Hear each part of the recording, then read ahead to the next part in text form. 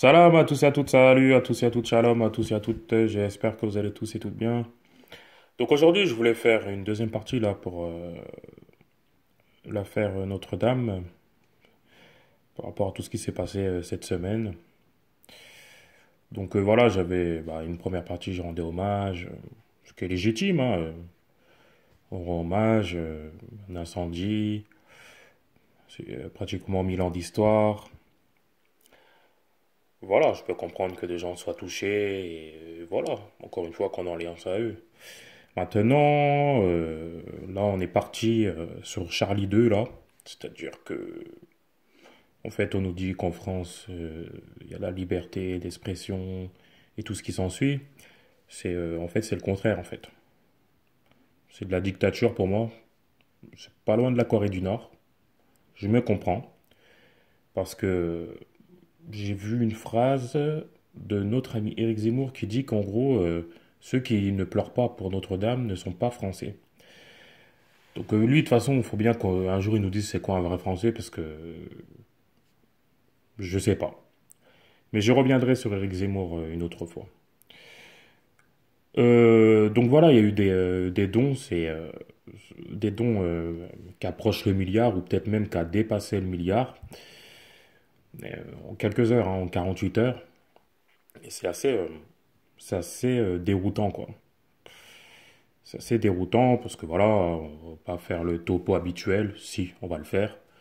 Les pauvres, les SDF, migrants, voilà, il y a plusieurs Français qui sont en galère. Personne les calcule en gros. Et, euh, et là, pour un incendie et des milliards qui sont débloqués en quelques heures, je sais pas. Et même pire que ça, j'ai vu que à certains endroits, quand on paye en carte bleue, on nous dit de verser quelques centimes en plus pour Notre-Dame, là. Donc c'est pour ça que je dis que c'est une dictature. Parce qu'on nous oblige. On nous oblige à être touchés, on nous oblige à pleurer. Et il y a des gens, ils ont le droit de s'en foutre, hein.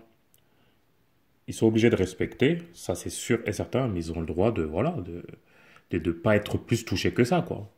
Est-ce que en France, on a le droit ou pas à ça? C'est ça ma question.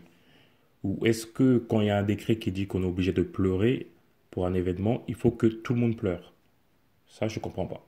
Et quand il y a d'autres événements qui touchent d'autres populations ailleurs, on nous dit que ce n'est pas nos affaires. Encore une fois, ce sont des faits, ce que je dis. Un plus un font 2, l'eau ça mouille, le feu ça brûle. Tout simplement. Je n'invente rien du tout. Donc pour moi, voilà, ça, encore une fois, ça part loin. Ça part trop trop loin. Et, euh, et voilà, c'est malsain quoi. Après voilà, on nous avait parlé de complot et tout. Après, on peut se poser certaines questions, que voilà, il y a certains événements qui sont bizarres. Mais sur ça, je ne pense pas parce que là, franchement, ils seront pas discrets, quoi. C'est pas, c'est le meilleur moyen de se faire prendre la main dans le sac, quoi. Donc pour moi, non, c'est pas un complot, quoi. C'est juste que voilà, c'est la faute à pas de chance, tout simplement. Moi, je crois en Dieu, hein. Je sais pas, si une église croit en Dieu, c'est le destin, quoi, tout simplement. Il y a des choses qui arrivent, c'est le destin. Je me posais la question sur la première partie, que oui, il y a beaucoup de feu et tout, mais bon, c'est le destin avant tout. Donc, qu'est-ce que je pourrais rajouter de plus? Donc voilà, je rajouterais qu'il faudrait arrêter l'hypocrisie et il faudrait arrêter l'émotion sélective. C'est tout. Est-ce qu'on peut demander ça ou pas? C'est tout. C'est tout ce que je demande moi. Je finirai par liberté, égalité, fraternité, droit de l'homme. Vous en faites ce que vous en voulez. À plus tard.